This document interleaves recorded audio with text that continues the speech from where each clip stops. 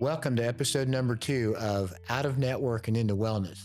I'm Dr. Aaron Watters, and today we're diving into muscle-centric medicine, why building muscle is the foundation of health and longevity and energy. And I'm Kenny Rodriguez, your moderator. Today's episode is extra special because our guest is Wendy Watters, Dr. Aaron's wife, who's been on an incredible fitness and weight loss journey. Her story shows how building muscle doesn't just change your body, it changes your life. So let's get into it. How's everybody doing today? Doing good. Doing good? Great day. Great day to be alive. Great day to be alive. So today we're talking about muscle-centric medicine. For those who have never talked or even heard about it, can you tell the audience what that is? Muscle-centric medicine is basically the science of muscle in medicine. And I know that's it sounds like a big word, but if you kind of break it down, it's just basically the muscle and how it improves your overall health. And it's basically your medicine, which I know sounds very crazy, but we'll try and kind of dig into that today while we're talking. I knew when I first started coming here and we started talking about longevity and, how that helps you with, you gave me a book called Forever Strong with Yes. Gabrielle Lyons. Yes. Gabrielle Lyons or Lyon? It's a Gabrielle Lyons. Gabrielle Lyon. Yep. How does she influence this? Well, it's actually my wife found this lady on the internet, and I think we were traveling, I believe. Wasn't that right? I don't even remember. I think we were traveling, I and stumbled across. Yeah, I think we were traveling, and It may have been a short. And it's like, why don't we listen? I think we're going to Dallas, and it's like, what? Why don't we listen to this book? And man, I tell you what, I listened to this book, and it's like, she's a doctor, had similar experiences to me, got into medicine, figured out that, all diseases were had a common theme. And then it was she started out with her life and how she felt like the first time she went into the medical school nutrition class. And you feel like at that point, man, this is the coup de grace. This is the best nutrition class I'm going to have. And they taught the food pyramid. And I can still remember how disappointed I was 30 years ago in medical school thinking, that's all they're going to talk about? There's, as a wrestler and as a weightlifter, even back then, I was kind of into, nutrition and how we could use that. But they told us nothing about that. And so, to me, I immediately connected with her story. And with her story, it's like I would tell patients, if I were to write a book, it would be this book because, she basically feels exactly the same way I do and feels like the medical system kind of left her behind. So is it gaining traction, or are there more doctors that are Oh, it's signing on? since the Gabrielle Lyons, there's so many longevity doctors and so many people that I follow. Just kind of one leads to another and leads to another. Dr. Gary Brecka was one of my. Actually, he's not a doctor. He's a doctor of science, but he's not an actual MD. But Gary Brecka was another one. That he calls himself a human biologist, or yeah, I guess human biologist, right? I didn't know that's an actual degree, human biology. Like, I knew that he called himself that, but I was like, I guess that's one of the. It's really not a degree. Like I was a biology major, and so I had a biology degree. So it's not, human biology is not necessarily a degree, but it's the study of humans and physiology and biology. And so, yeah, he actually was an actuator for an insurance company, and then kind of worked his way through because he could tell down to he was, I guess, really good at his job. He could tell down to the week, month, year that somebody was going to die by looking at their labs and looking at their lifestyle. So muscle is an organ, correct? Yes, it's the largest organ in the body. Yeah. Okay, hopefully. Hopefully. Hopefully for people, it's the largest organ in the body. I think people always talk about, well, the skin's the largest organ. Actually, there's more pounds of muscle than there is skin. So It is the largest organ of the body, and that's where the muscle-centric medicine comes in. Okay, Okay. is that muscle is your all cause mortality. It's your savior for so many diseases. And, once I started thinking like that, that's kind of a new theory, kind of a new, um, lease on medicine. But once I got to listening to these people, it's like, that's right. I've seen that. I've lived that. I've seen patients with that. I've blah, all, and it's like, I've really connected on a different level. And so, I mean, listened to the book a couple times on books on tape, and then bought the book. I think we bought two, maybe. Yeah, we've bought Eh, more than two, probably. Yeah, and it's like I got to go back and read that again. I need to read that again. I need to. So that's one of those books that I just feel like is my mantra. Yeah. Now, I mean, there's a lot of science that goes into this that people don't know. Um, and I've been researching it. I'm not uh, medically educated, but I have been trying to educate myself since I've been coming here. Um, and I've been learning a little bit. Like, tell me about myokines or what's it? Myokines, Myokines. How, muscle cells, yeah. or How does that? myocytes and myokines. Yeah. Muscle cells, myocytes actually have myokines, which is the goo within the cell that helps the cells to get bigger and stronger. And myokines is full of mitochondria, and all the cell organelles.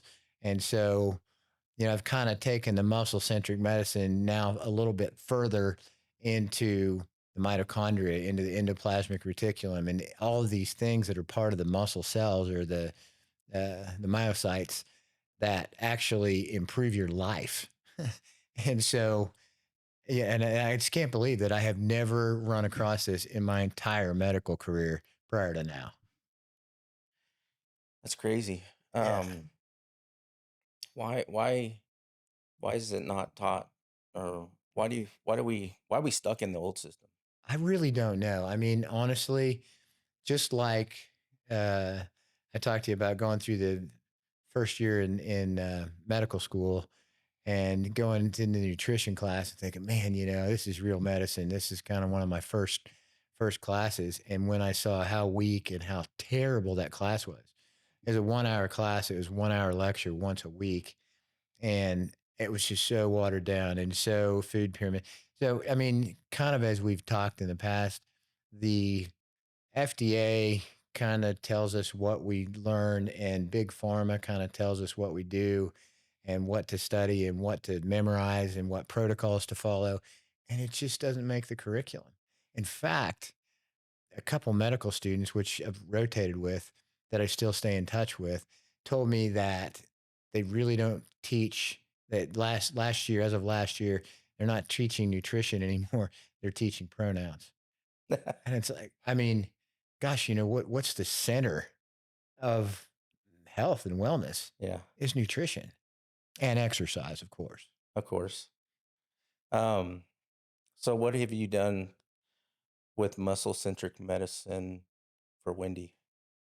Well, Wendy has kind of been on a journey with me. Um, I had some heart problems and this and that about 7 years ago. And as I've told you before, pretty much followed everything that I was supposed to do Yeah. and got sicker. And it's like, I just began to listen to different things. And Wendy would say, hey, have you read this? Hey, what do you think about this? Hey, I mean, like, for example, the first time Gary Brecka thing came on, Wendy was the one that said, hey, if you listen to Dan Bongino, he's talking to this Gary Brecka guy. And it's like, "Ugh, there's my next guy." And so, followed him to the end of the earth for several things that he did. Um, but she kind of is one of the instruments in saying, have you looked at this? Have you looked at this? And then I got involved with Mark Hyman, who's a Cleveland Clinic guy that took functional medicine to a whole different category. And lo and behold, at the end of his book, he says that building muscle is still the key to longevity. So all these people that have actually gone through and taken the deep dive come up with the same thing, and it's muscle centric medicine. Okay. Wendy, first time on the show, Yes. seen it before. Tell us about what started you on this journey. Oh, my journey started back in 2019.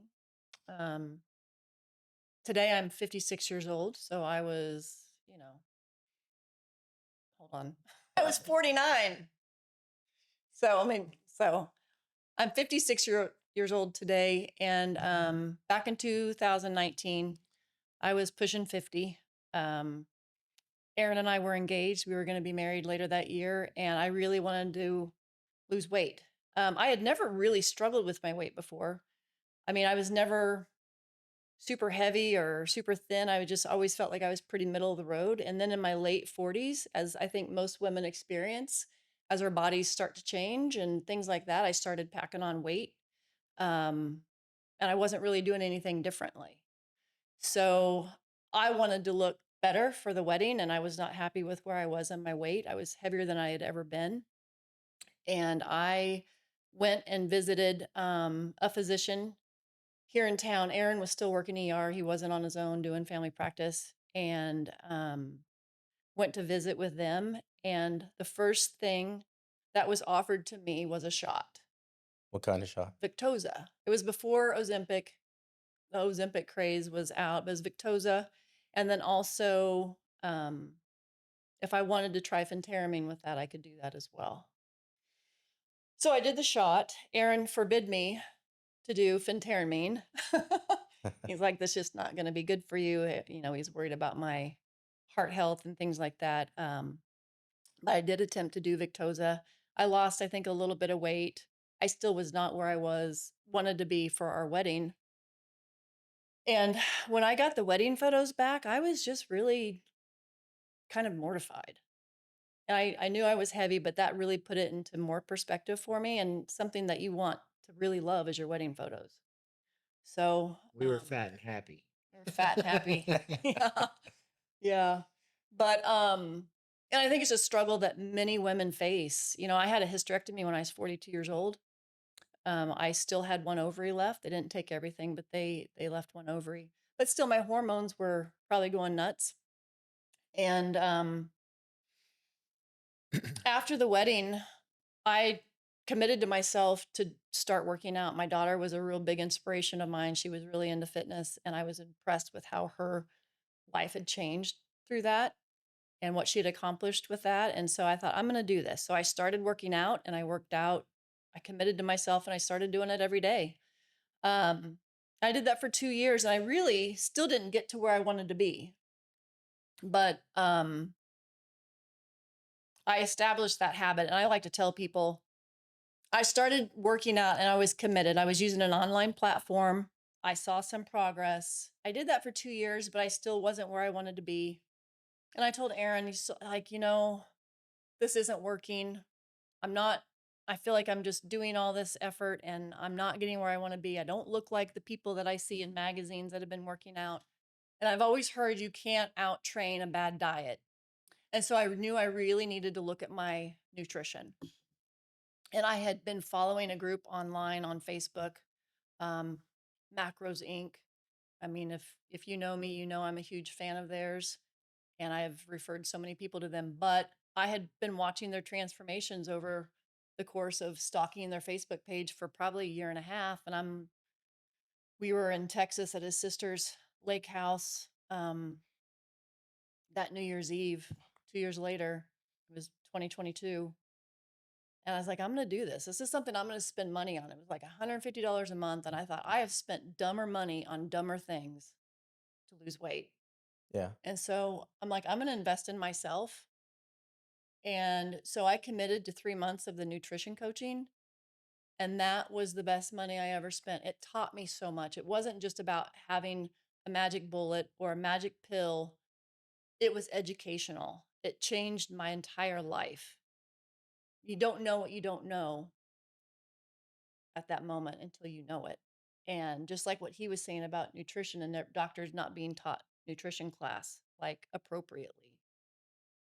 learning what macronutrients were and micronutrients were and how they worked in our bodies as individuals and how I could manage that with hitting a protein goal or a carb goal, and that carbs were good and, fats were good.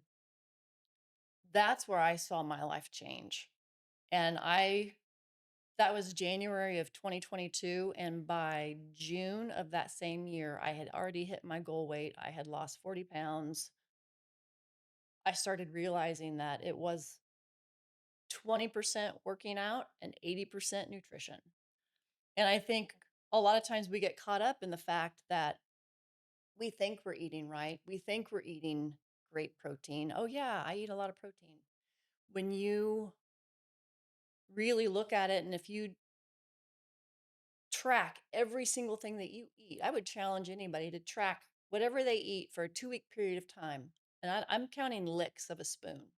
If you just scooped out your peanut butter and you lick the spoon, that counts. It's calories. And we really underestimate the amount of food that we put in our mouth on a daily basis. I mean, there's lifesaver mints here at the office that I am guilty of. Those are, I think, 5 calories a piece. You eat 10 of those, they all add up. So, um, that was eye-opening for me. And I've been able to, it's 2025 now, and I've maintained my weight for 3 years. I've continued to work out. Um, my body still continues to change. I've still got a lot of work to do, but it really changed my life. And strength training I can't say enough about it. It just creates an inferno in your body to where it starts building and burning those calories. And it's like it creates that muscle is your currency, your body's currency. Right. And initially, when it's like, well, I'm going to do this macros, and it's like, oh, I'm a doctor, you don't need, and I was into that. I'm a doctor. You don't need to go and spend, X amount of money per month. But I mean, with her education, I got an education. And as well, I lost about 40, 45 pounds. Um, just by kind of eating what she did and eating the better food. And it's more of a lifestyle, Mhm. than it Yeah. is anything else. It's like, what do you order when you go out to eat? Do you order? And she's like the expert now of what's good to eat and what's not. And so we know where the best broccoli in town is. We know where the best green beans in town are. We know where the best salad bar is. We know, all those things, the best Brussels sprouts. That's my little deal. But, you know, trying to get yourself to be a little bit engaged in what you're eating, and how much you're working out, et cetera. I mean, when you have somebody that's inspirational like Wendy was, it's like, man, I better catch up, because after a bit, I think a couple that trains together remains together, and I think it's a lot easier to do it as a couple. Well, I think also what the macro education, it inspired me to learn more. I started working on my NASM nutrition certification. I will say I have not finished that because we decided to open a clinic in the middle of all that. Life gets busy. And life gets busy. And Yeah. then this became Liberty MD became more of a priority to get that off the ground. And I just haven't gone back to it. But during that education, even studying for the certification, I would ask him questions like, did you know this? And did you know that? And he'd be like, no, what makes sense? He would kind of go through it in his head, but it's like, there's so much out there. And I feel like we, as human beings, we lie to ourselves. All the The, time. the people that we lie to the most are ourselves and our doctors. Yeah. Would you agree? Absolutely. Yeah. And we lie to ourselves about what we're really doing and what we're really putting in our mouth. And did we really that workout? Are we really pushing ourselves? Yeah. But everybody's goals are different too. It doesn't, not everybody's into, you know, wanting to be at a certain weight, and that's fine. I mean, you have to find your why and what it is. And if mine is, I want to be healthy and I want to live longer for Aaron, for our grandbabies, for our kids. I want to enjoy life as a senior citizen. I'm 56 years old. I already round up to that. I already get a senior discount, but um, When do you get the discount? Because 55. I'm not This is getting what we're gonna discount. want, though. Oh, okay. I'm I not don't, getting I, any I discounts. use that, by the way, just because. Aaron gets us all the discounts. You know, when you say we lie to ourselves all the time, I lie to myself about being 55. Yeah. But I don't feel 55, and I'm sure you don't I feel don't feel 56. 56 at all. Yeah, Aaron, I don't know how to. No, I mean my nitrous oxide challenge, et cetera, it shows me that I keep getting younger. And honestly, I'm even the body fat scale shows I'm getting younger, and my telomere age is getting younger. Yeah, So, I mean, to me, my goal actually uh, is to get to less than 40 in my telomere age. you were just talking earlier before we set up that your body fat um, is at what now? 12%. 12%. And I think that's about, I mean, I started off about 235, and now I've been weighing consistently in the 180s. Um, but again, I mean, with Wendy's help and her inspiration, and I mean, there's a lot of days that that she says, "Hey, are you going to work out?" It's like, yeah, yeah, I'm gonna go. So she kind of shames me into it once in a while. I don't I think very don't often. really shame him into that. I don't. He I just know, likes to but make fun of I he have just yeah. likes to poke fun at himself. I just don't want to let her get too much younger than me. Right. Is my goal. And I think everybody's got to figure out their why.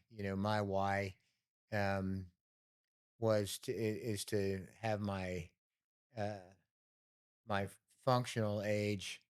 Uh, I want my functional health to last me to my health at the end of my life, and so I want to. I don't know. I want to be vibrant for the rest of my life. I want to be playing with the grandkids. I want to be doing all that stuff. And we have similar goals like that. And I see so many couples that one of the two will be really highly functioning and and working out and really in pretty good health and pretty good in pretty good shape. And their health span on one of the people equals their lifespan. And the other person, it's like, well, they're sickly and they're in the hospital all the time and they're here and they're there. Well, I mean, big part of this whole thing is diet and exercise. It's just, I mean, that's the first thing they ever told us to do in medical school is like, the diet, the exercise are really important, but they never told us how to prescribe it. But doctors don't talk about it. Like No. when you sent me to the doctor back in 2019, they never asked me what I ate. What are you doing on a weekly, daily basis? It was here's the medicine. And that to me is really sad, and it's not the doctor's fault. That's the thing. They don't know to teach you any differently, really. That's not what they're educated on. Would you agree? They're not educated on it, but I mean, No. the textbook says so the first thing you try for hypertension is diet and exercise. So, I mean, if I tell somebody, oh, diet and exercise, what percentage? I mean, there's studies being done on that. What percentage of patients do you think actually go out and do a proper diet and proper I exercise? don't even know if physicians understand what a proper diet is No, I anymore. know. That's my thing. And I'm not trying to insult. There's many great physicians Yeah. here, there, and everywhere, but they don't know the nutrition side of things and how critical that is. You have it. We talked last week or last time about the protocol that they use.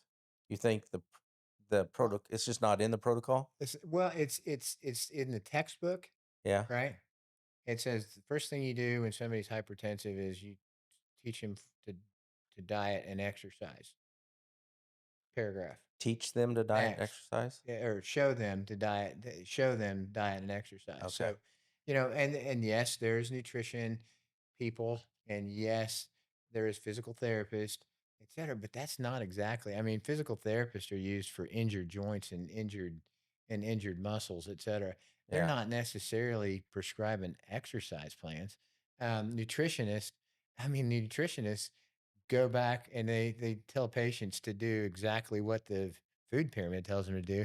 And if you really want to have a bad diet for diabetes, okay, or hypertension, follow what the FDA tells you is the proper diet for diabetes. Yeah. I mean, that is absolutely the worst thing. I mean, if you really want to get bad diabetic, go to a nutritionist, and I guarantee if you follow that diet, you will end up in that hole, like so many millions of people all over the country are. Now, it would be nice if like doctors prescribe medicine.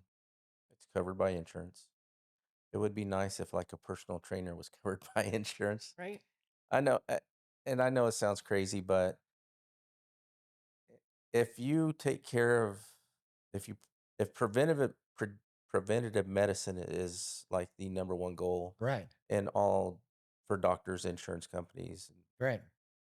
um, I think it would save them a lot of money in the long run because they're not paying out a bunch of Oh, insurance. there's no question. There's no question. But you know what the system does is it makes us more dependent on the system. Yeah, And so, so as you're more dependent on the system, then they've got you. It's like, well, you weren't. You say come back in a month, and and we'll recheck your blood pressure. If it's still high, we'll put you on medicine. When you come back in a month, they check your blood pressure. They've got 5 minutes, 3 minutes to spend, 2 minutes, sometimes less, actually. And they say, okay, your blood pressure's still up. Here's lisinopril. Here it is. That see you in a year. yeah. And I mean, that's kind of what happens. That is what happens. In the meantime, they don't say, "Hey, in the time between now and the month later, do Right. this and this and this." Yeah. I've I never mean, had anybody explain that to me. Like, for Maria when she had high blood pressure, and she went to a class on her own time. You know that they. "Hmm, I think that was first time ever that because she was diabetic when she was pregnant at one time,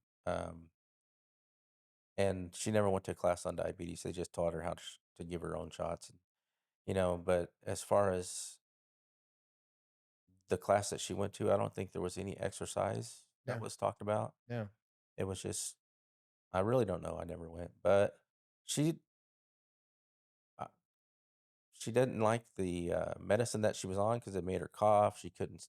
It was constant coughing, yep, and I had learned about lisinopril, yeah, and yeah, I learned about nitric oxide booster, and I'm like the first. I was like, you need to try this. Just try this. Mix it in water right, and well, one day she had a massive headache, checked her blood pressure. Blood pressure was like I think it was like 190 over 100, Like I go, I don't care what you say, drink this. And she drank it. And then maybe 30 minutes later her headache went away. She checked her blood pressure. It wasn't it was closer to 120 over 90, I think. right. I'm like, see? So now she takes that every morning. She doesn't ever have any headaches as far as that And the goes. other thing about, like, for example, I worked the ER for 25 years, et cetera. Not all nitric oxide boosters are the same. Exactly. Thank God that you're smart enough because most of those nitric oxide boosters, like NO Explode and stuff like that, they're chalked with with caffeine. I mean, like 3 to 500 milligrams of caffeine. Yeah. That's ridiculous. So I don't. I couldn't even count the number of people that I've seen in the emergency room that did a pre-workout. It's full of caffeine and did that. But good nitric oxide, okay, boosters actually help. Yeah. They This is actually a help. citrulline. Get it at Nature's Paradise. Yeah, I asked Will, I go, hey, what's a good nitric oxide booster? Because I first saw a video about how that helps blood pressure. right. Like, hey, Causes peripheral vasodilation, yeah, et cetera, et cetera. Yeah, yeah, those are the kind of things that I think is a big win when you can get somebody off lisinopril, which makes you cough in 25% of the cases. yeah. 25%. I mean, why would you use a medicine that has a 75% success rate or one that doesn't cause a cough? I mean, that's protocol. And which, That's the protocol. You yeah, tell somebody that's hypertensive and mildly diabetic, all right, here's insulin, which screws up your metabolism forever, right? yeah. Here's insulin, and here's an ACE inhibitor, which will make you cough. Wow. I mean, that's their knee jerk. That's what everybody's told to do. And she told her doctor about it. And her doctor's like, it will go away in 2 weeks. It never did go away. No, I'm like, that so she's been off of it for years now. right. I mean, at least 3 years. And yeah, she hasn't, she don't even check her blood pressure regularly because she doesn't feel like she has that issue anymore. But Well, and she's doing the natural, what's best naturally, Yeah, and her blood pressure's yeah. stable. This thing has no dyes. It's just white powder, you Right. know. And I it works too for workout, pre-workout. Right. I was like, It vasodilates. yeah. I mean, Yes. I went to my defensive tactics training, that very high intensive training, and I was able to keep up. I wasn't gassing. I was like, wow. I mean, this is good stuff.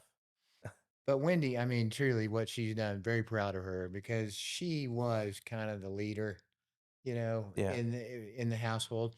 And I think most women are, and the other book I'd like to write is that, if you basically change your habits of your families, and instead of everybody going out to dinner and, oh, let's go to a feast, let's go to dinner, let's do it's like, no, let's go play pickleball, or let's go and have a picnic and make it a real healthy picnic. yeah, I wouldn't have been able to have the success that I had she not started. I mean, we have fun with good foods, like, oh, we used to go out and eat uh, pizza 2 or 3 times a week. And of course, with the pizza, you drink a couple pounders of beer and you don't realize, yeah, well, I don't anymore either. But, yeah, the one thing that I could have, she learned how to make like a cauliflower pizza, and with the good whole ingredients on it, et cetera. And it's really good. And it's not got near the calories. And I'm not pounding beer with it. And, I'd say that probably took 10 or 15 pounds off of me, not eating pizza and drinking beer a couple times a week. Now, once a week, sometimes I'll miss a week, but uh, yeah. I don't know. We just eat better. We do, but I think it's also important to know that it doesn't all happen at once, and I think that can be intimidating for people when they're like, "I want to start a health and fitness journey," but gosh, it seems so overwhelming. And I just remember it was one thing for me. I started working out. I became consistent in that, disciplined in that, not always motivated. Also, a difference between motivated and discipline. Yeah. Um, but I worked out. So then I thought, when I wasn't seeing the progress that I wanted, something else has to change. And that's where nutrition came in. That's where the macros came in, and learning that and learning the nutrition side of it. And then, so got that dialed in, but it just, taking one thing at a time. It's like eating the elephant one bite at a time and not looking at it at the big picture. Cause otherwise it can be very intimidating. Somebody will, I can't give up everything and do all this all at once. So it's just find one thing and do it. And then habits stack. Like, I don't know. A lot of people have read the book Atomic Habits, Yeah. which I love. I've read it or listened to it a few times. Talks about habit stacking. And it's just like, you get one habit down and you get really good at it, you get disciplined in it, and then you add another one on top of it. And it just, to me, that's so much more doable than saying you need to do this and you need to do that, you need to do this and you need to quit that. Because people are like, no, I can't, or I won't. Yeah. Well, and then one of the other things that I've noticed, I mean, like when couples train together, eat together, et cetera, they remain together. I agree with that, and the habit stacking is good, but I mean, just walking the walk together is, I mean, it kind of makes you grow closer and understand each other a lot better. Um, It's great being able to do it with him, but if he wasn't doing it, I would still do it. But So I'm happy that it motivates him. We motivate each other now.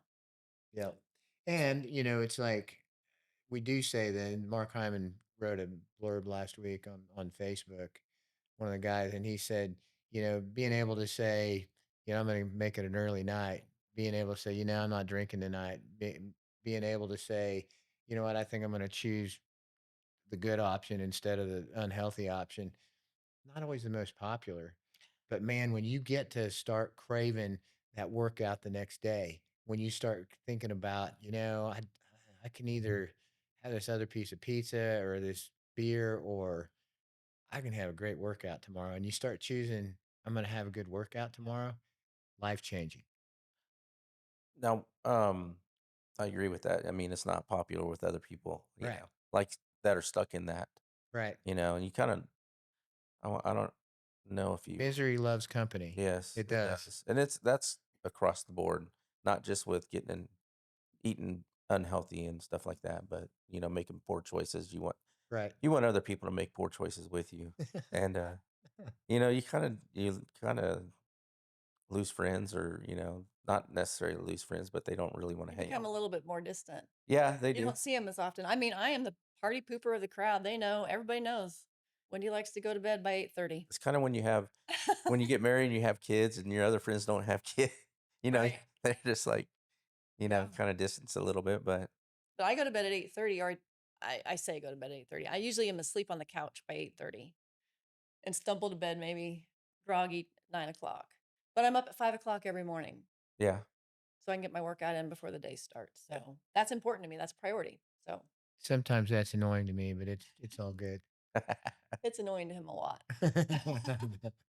So tell me, what on this journey, what is your one of your most what is that wall that you hit that you had to overcome, that challenge that you hit, especially when you first got started? What was the I don't know if I want to do this kind of moment for you? Um, well, I think it's uncomfortable. I mean, all of it's uncomfortable. Oh yeah. And I think, when you first start, there's different things that you hit. I mean, in the beginning, it was sweating and it was having your muscles sore, and I don't want to do this again. It's like, gosh. I mean, so there's just things that change. And I think then when I had to really evaluate my nutrition, it's like, gosh, do I really want to give up this, that, or the other? But this is the other side of that was more appealing to me, so I went with it. It's like the whole thing, choose your hard. It Yeah. was hard to give up food, some of the food. But the other thing with macros that I love, is that I can really eat anything that I want. I just have to budget it in my day. Like, I have X amount of calories that I know I can eat at maintenance, which means I'm not losing weight. I'm not trying to gain weight, but just to stay the same. That may be 1,800 calories, and I spend it like it's a budget. So I can eat really whatever I want. It's just some of it goes out the door real quick So you because I say, love wedding cake. But anyway, you say, are all calories equal, yes, or they are.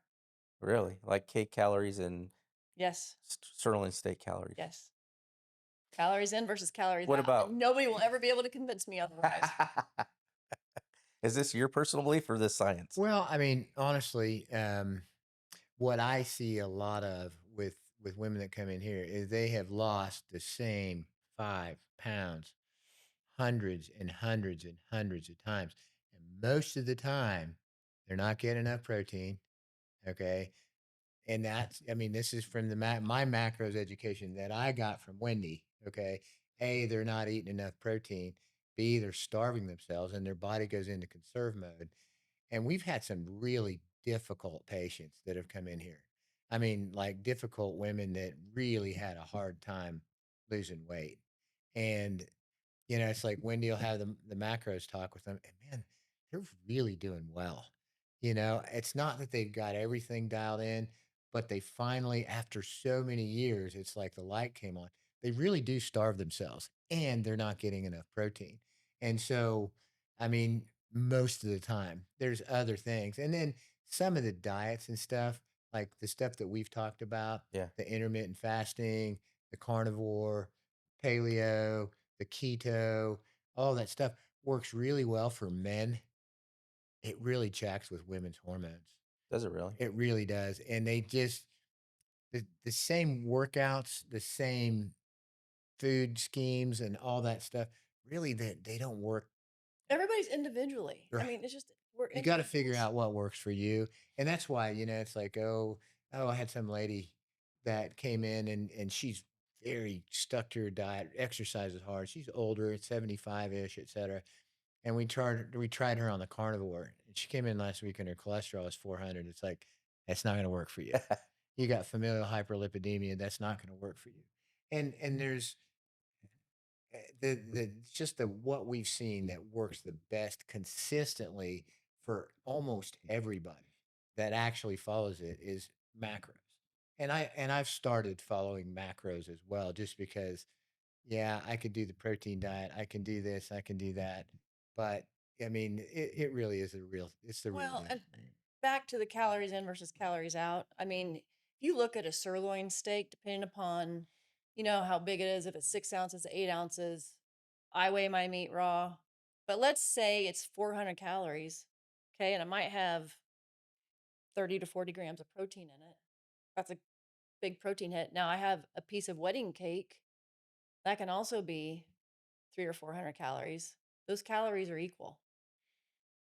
One is healthier, One is healthier. Yeah. one is healthier, one is not. One is not going to serve me a purpose of helping me to hit my 140 grams of protein in a day.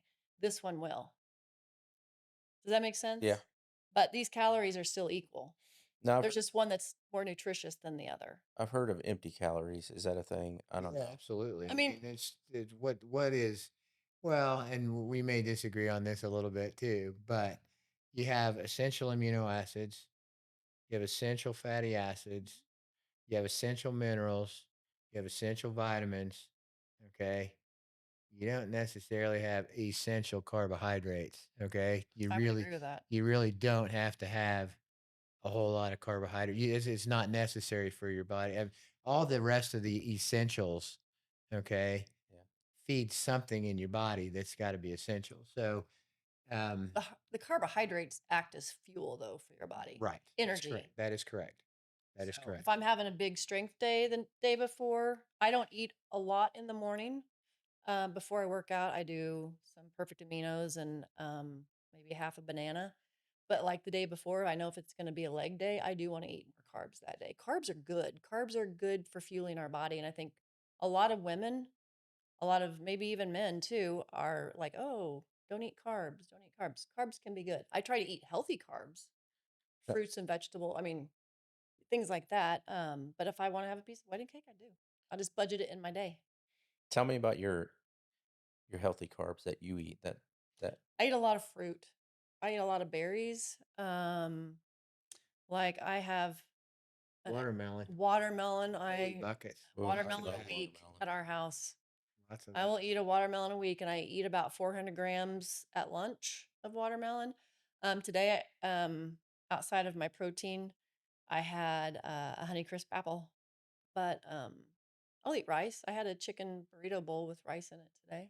So we do a lot of our food from Costco. It Yeah, makes it easy. food prep is a lot easier. They really do have some healthy options at But Costco. Now, when you eat your rice, is it white rice or is it it's white rice. okay? I like brown rice. Maria doesn't like brown rice. She likes white rice. Um, I didn't know. I know there's good carbs. There's I've always heard good carbs, bad carbs. Like white bread is worse Right. than wheat bread, and That's where you get into the gluten and you get into that kind of thing too. So, yeah, If I have to eat bread, I'm going to eat probably wheat bread. yeah, bread and cereal. I mean, that's a whole podcast in and of of itself. It truly is. Um, that's been forced down our throats forever, and it's all processed food. Now, I eat white bread sometimes because everybody also knows that a little plug for 627 has the best chicken sandwich here in Emporia, and I will eat one with a bun on it at least once or twice a week. So I'm not afraid of bread. I'm not afraid of white bread. well, I don't think it's gonna harm you if it's like It's and what you do most of the time that matters, right? right. And if you're eating that kind of stuff, like if you're eating bread, like if it's a big staple of your like that gluten bread is the big staple of your diet, that's probably gonna be worse than the one cheat day that Oh, you. yeah. And I think it's okay to have those days because, I mean, nobody's going to be legalistic and survive it and really do well with it long term if you don't ever allow yourself to enjoy food because you should. And that's what I love about the freedom of when I track my macros is I know that I have however many calories to spend and I can spend it however I want. But it's when I do have an off day, I might joke about it.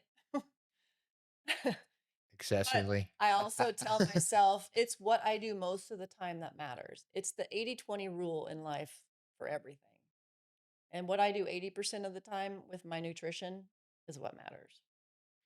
Plus, I mean, if you, the reason why, I mean, I don't see people, uh, in my opinion, that I don't see people continually have, losing weight when they diet is because they don't exercise. When I did my body fat scale this morning, my amount of protein that I have gained in the last year went from 2,200 calories that I burn at base to 2,900 calories. And it's kind of tough to get 2,900 calories a day in and really get yourself fed. So the more muscle that you gain, the hotter your furnace is, and the more calories you burn.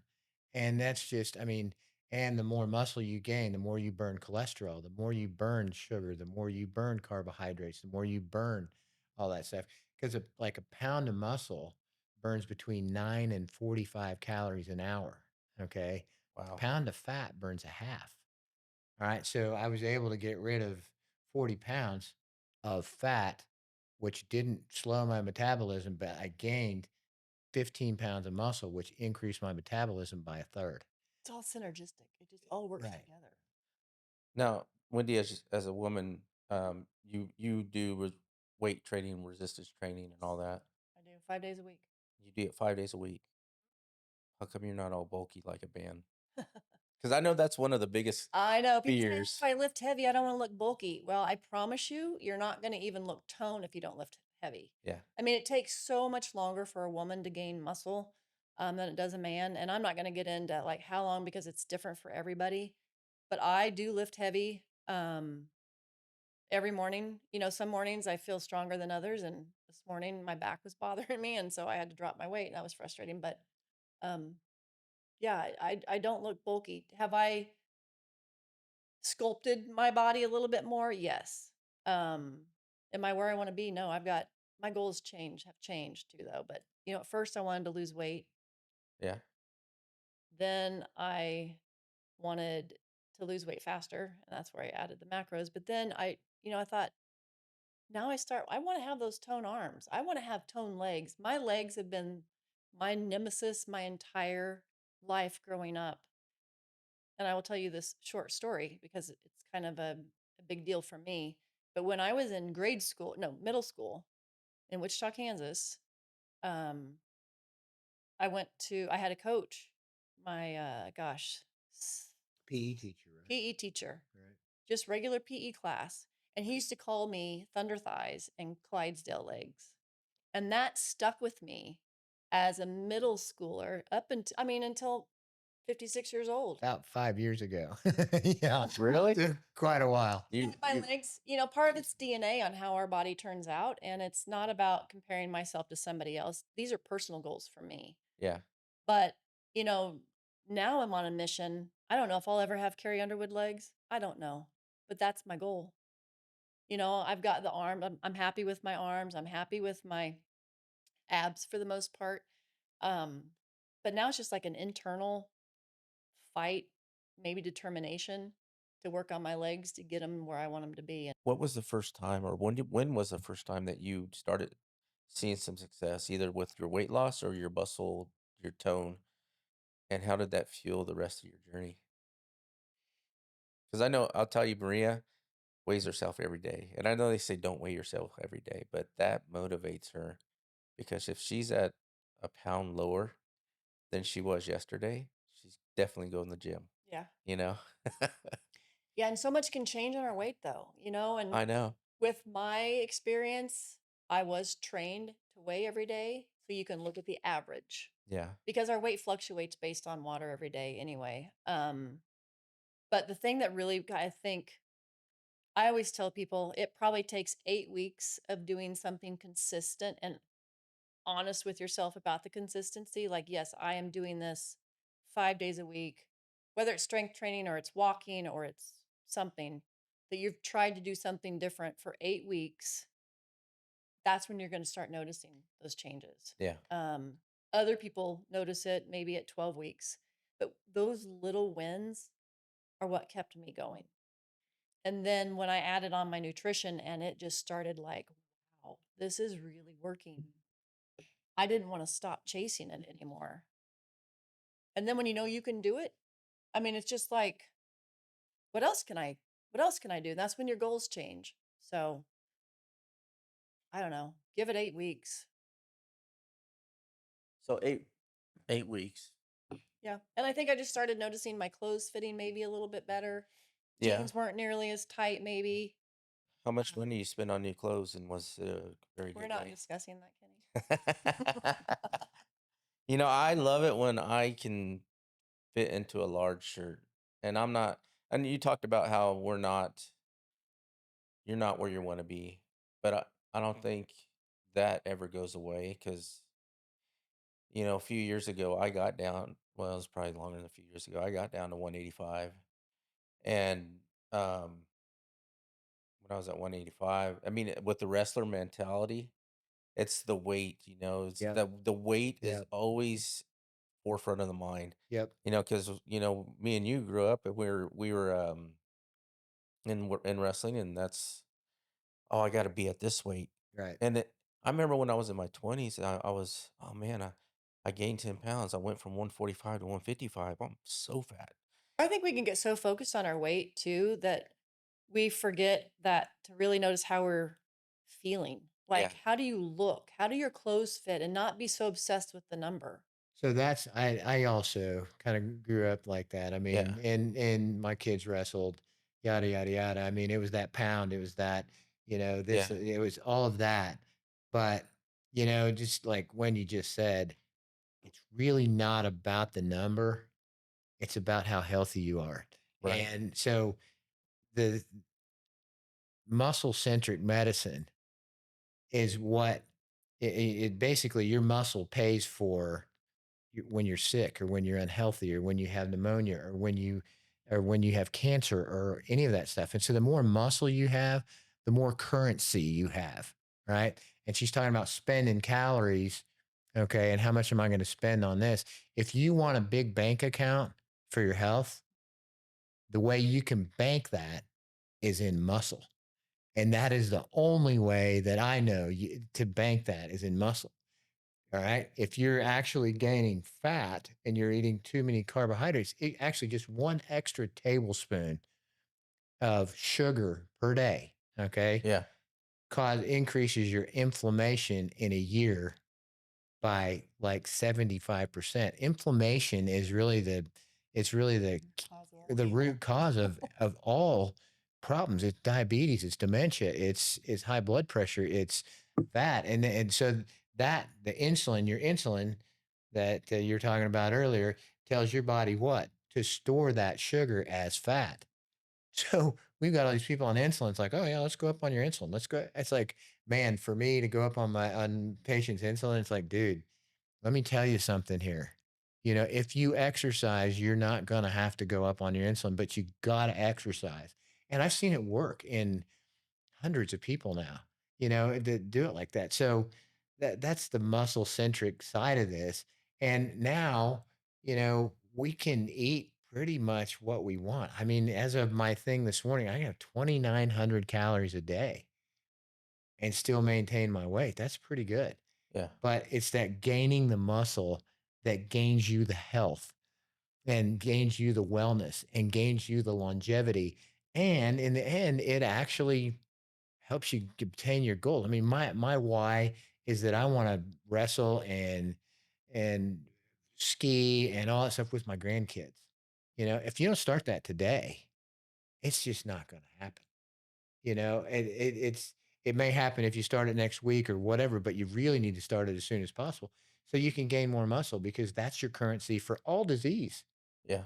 All disease. I mean, if you had something, if you had something that you knew that would save lives, why wouldn't you share it? So that's where my passion comes in. It's like, come on, guys, let me show you how to do this. Let me, you know, I mean, Yeah. a lot of Christians, it's like, what a bad thing if you can't share. I mean, I think my calling and the reason why I'm doing this is because it's like, guys, this is how we can live healthy. This is how we can avoid cancer. I mean, like, uh, sarcopenia has an 80% chance of death in 9 years at age 60. So no muscle, 80% chance of death.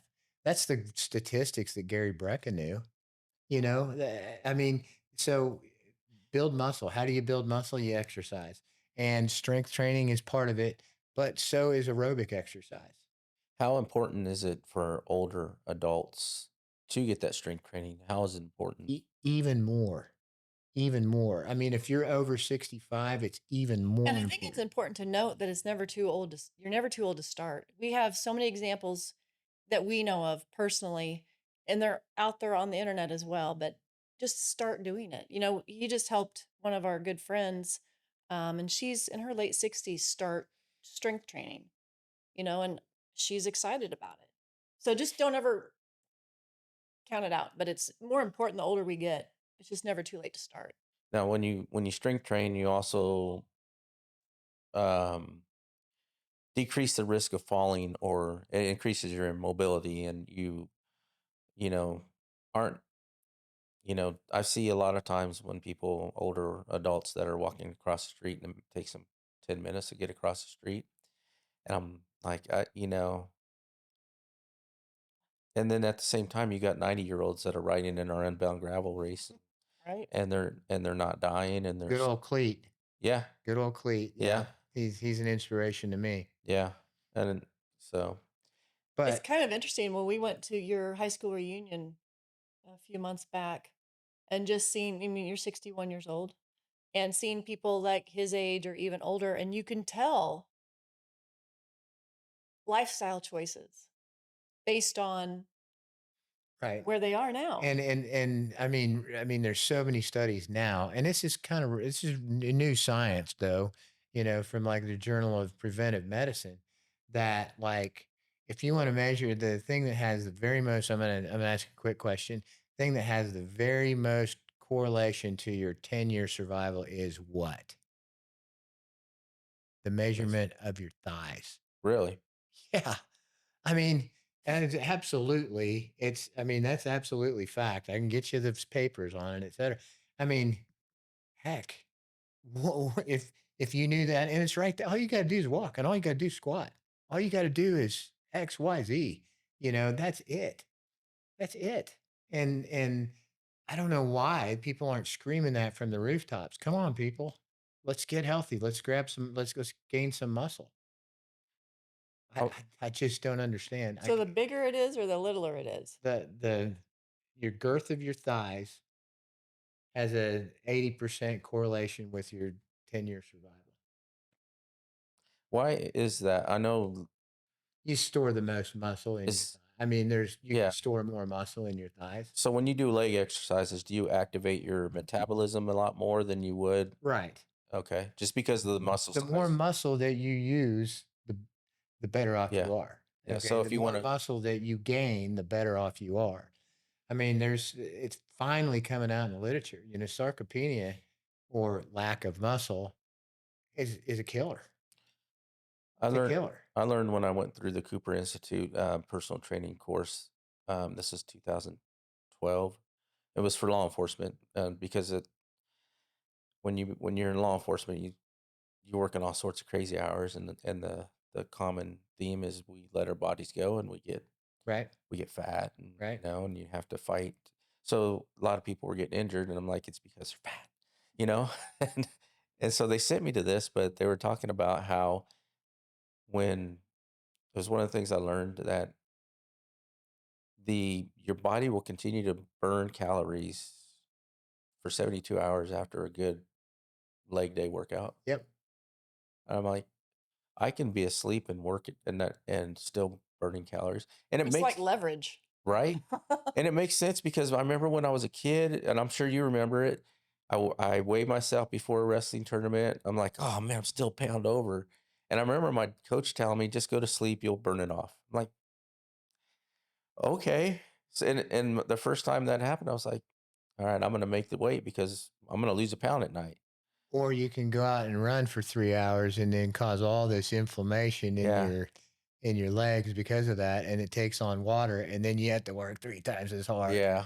It's like, it took a long time for me to show people that in the wrestling crowd. It's like, Yeah, just burn it off and pee it off. I mean, if you're going out and pounding 10 miles and then your muscles are sore and swollen, all that water rushes to your muscles and you're not going to get that extra pound off. Yeah. So, Wendy, how important was mindset to this journey? I mean, mindset is everything. I mean, mindset is tricky because you have to get into that mindset and you're like, "Oh gosh, well I don't want to sweat and I don't want my muscles to be sore," but you do it anyway. And to me, it's acting your way into feeling. I don't feel like working out some days. A lot of days I still don't feel like it, but I do it anyway. And by the time I'm 10 minutes in, I'm all about it. Yeah. So, mindset is important. It's also just, knowing your why and knowing what your goal is. And if I guess for me, when I started out on my journey, I was sick and tired of being sick and tired. Right. I was tired of complaining about I'm heavier than I've ever been. I'm 40 pounds heavier than I've ever been in my life, even outside of childbirth. Um, and that's when I had the hard talk with myself about how bad do you want it, Wendy? How bad? What are you willing to do? Because your fiance and future husband's tired of hearing you complain about it. And then, was my husband when we were in the middle of the journey too. But so I think mindset's important. But nobody can want it more than you want it. Right. So I think when people are like, "Oh, just tell me what to do," and I've had so many people reach out to me, and I appreciate it. I'm willing to help anybody as far as a cheerleader because I'm not certified in anything, but I can certainly point you in the right direction for help. But I can't want it more than they want it, and they get frustrated when they're not seeing the results. And I ask them sometimes. There's several ladies that I know that use a. I don't know if I should say this part. There's several people that I know that have a common source where they go for macros and workouts and things like that. And every single one of them are not happy with where they are. So I'm like, do something different then. Yeah, that's true. But, and the first thing is, I don't know, we just have to look at ourselves and are we being honest with ourselves about our nutrition? Is Yeah. the first thing I would ask. Now, you were on the same journey, Doc. How was your mindset? Knowing all your knowledge, wealth of knowledge, and it- Well, I've learned a lot through this. Yeah, I'm talking about it too much, but my heart issue that I had 7 years ago and trying to do everything that I was supposed to do. And then I was watching Wendy kind of go through the transformation and she looked good, and that was 45 pounds ago for me. And it's like, she can do this, I can do this. And so it's the wrestler mentality. I mean, initially, I don't remember exactly what programs we were doing, but I'd get out and and climb around on the floor with her, et cetera, et cetera. And it's like, if she can do it, I can do it. And, for the most part, it's like, you know what, this is pretty hard. And so I kind of learned and I developed off of that um, kind of worked my diet. I do a pseudo macros thing. I kind of follow what she eats, but I eat more. Um, and but it's really the weightlifting, and I do like an aerobic. I lift and ride a bike, at the same time. So I do aerobic and resistance training together. And I know that I'm off of my blood pressure medicine. I'm off of my diabetic medicine. I'm off of what, 3 or 4 diabetic medicine. Don't take insulin anymore at all. None of it. And I take some supplements. And, that was key.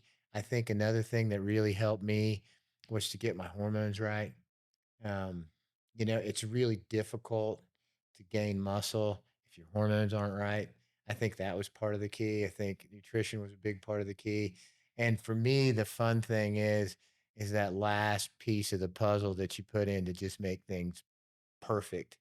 And for me, I think it's going to be, I mean, I feel as good as I felt since I was 30, but the last piece of the puzzle is probably going to be peptides for me. I think there's some peptides that I think can probably launch me past where I want to be. have But have you started the peptide journey at all? I do very low, very very low dose of semaglutide. Okay. I've never gone up on it. Well, I went up on it. I tried it for a while. about a year ago. Went up on it, really didn't feel good. So I find that I think the Casey Cali means that really are of the mindset that low dose is better. It's just like any kind of a drug company Oh, thing. microdose. If a little bit's good, then a lot's better. I think a little bit's great. Yeah. And I think there's a lot of longevity studies that show a little bit's great because there's people that don't make enough. I like that. I like NAD, which actually energizes your mitochondria. The mitochondria are the batteries for your cell. Um, and then I'm gonna get into some more peptides, but at this point, I'm kind of where pretty satisfied. Yeah. I just want to get younger, and I want to continue to feel really good. My goal truly is to share this type of message with the world. Yeah. Peptides have like I've been taking the Sermorelin Right. and I'm gonna try uh Tessamorelin Yep. and I got it in the mail. I still haven't reconstituted it yet, but the Sermorelin Ipamorelin combo for me was my sleep was way better. I started feeling my muscles they felt more firm, like after a workout, and it lasted longer. And I know that 2 or 3 months is what the all the literature says that where Right. you'll start seeing results. And I know, but I noticed right away from where I was injecting it into my fat that the fat was getting thinner, and I'm having to Yeah. find different spots. Yep. So the peptide, and I tell people about peptides all the time. Like, oh, you're doing steroids. I'm like, no, I'm not. Yeah. It's not steroid. It's a It is natural. naturally occurring compound in the body Yeah, that you're mimicking to get. I mean, growth hormone's peptide, insulin's a peptide. There's a lot yeah, of people that take those peptides. yeah. There's a lot So of people that take semaglutide's a peptide. yeah, Um, Sermorelin just stimulates the brain, the pituitary gland to release growth hormones. It's a growth hormone releasing hormone, or a peptide, growth hormone releasing peptide. So yeah, it's you have it in your body. It's just for the life of me, I don't know why that stuff is not mainstream. and then the Casey Cali means that group. This I think it's last week or so. They said, if you're doing everything else right, because I got patients also. It's like, oh, where's the next thing? What's the next thing? Oh, let's do the we're doing NAD this week. No, let's do blah. Let's do yeah. Okay, so if you get your diet right and you're exercising right, your inflammatory levels down, you're feeling pretty good, and it's like you just want that little bit more.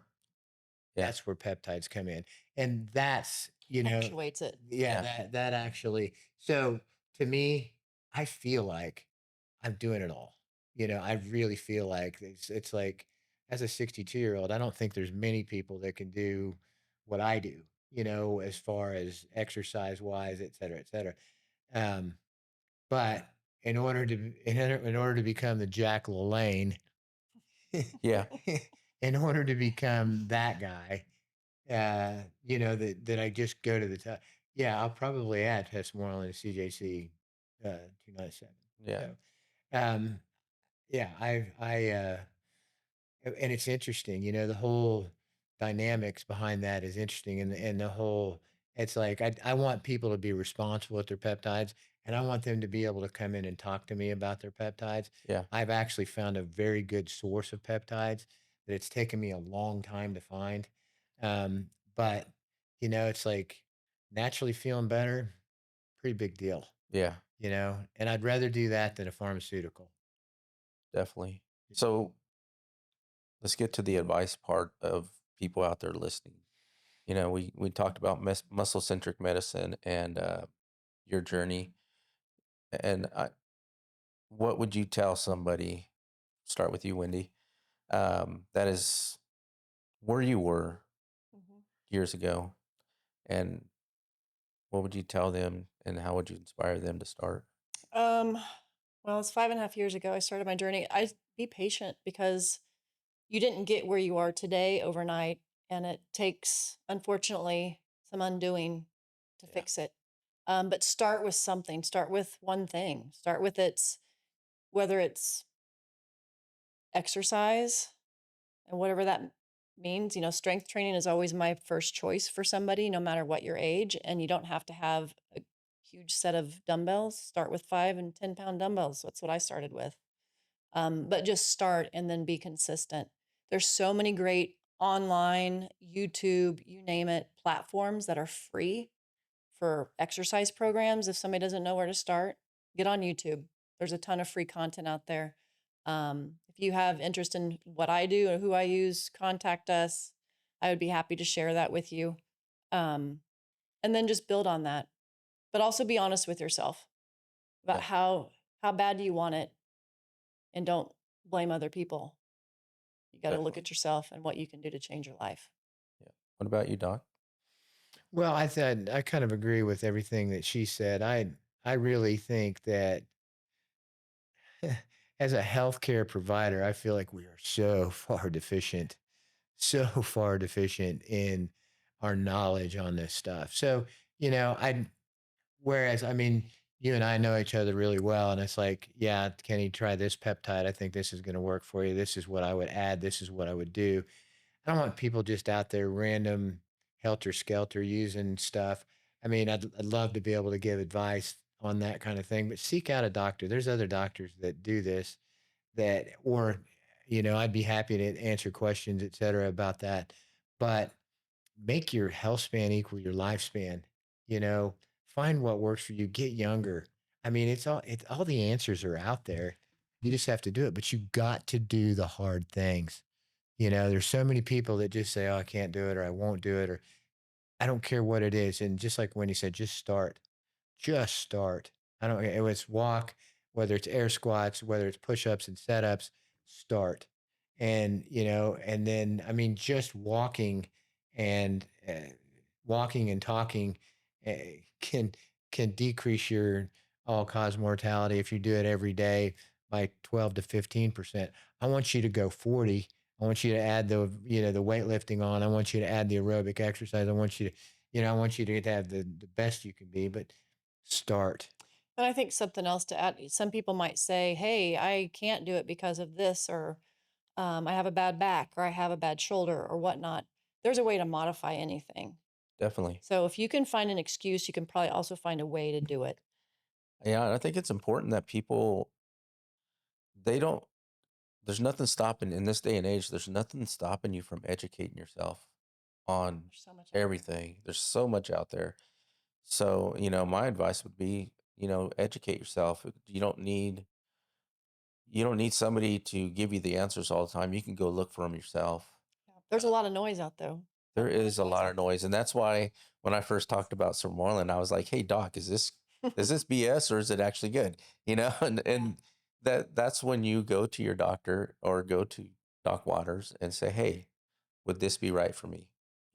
Because there is a lot of noise and there's a lot of gimmicks and there's a lot of fads and stuff like that. Yep. And I know that there was a fad back in the early 2000s. Try this shake. Yeah. It'll just shed the pounds and it'll cure cancer. I can tell you that what I've been doing for the last 3 years with my nutrition has worked, and it's stayed. So Well, it's the mindset and it's the lifestyle yeah, change. it is. It's So, absolutely a lifestyle. Yeah, it's important to someone. yeah, Everybody's different. And you can do hard things. You got to choose your hard. Either you do the hard things now and you exercise and follow a proper diet, or you end up in a nursing home where your kids come visit you at Christmas and Thanksgiving. Hopefully. Yeah, hopefully, yeah, hopefully. So choose your hard. yeah, You got to choose your choose your heart. hard. That's a wrap on episode 2. Wendy, thank you for sharing your story. It's inspiring and powerful. Absolutely. Wendy's journey is living proof that muscle really is medicine. And it's not just about the aesthetics, it's about the health, resilience, and longevity. If you found value in today's conversation, like and share, and make sure to hit that subscribe button. Be sure to look for us on YouTube and Spotify. Make sure to join us for the next episode of Out of Network and Into Wellness. Until next time, stay strong, stay healthy, and keep moving forward.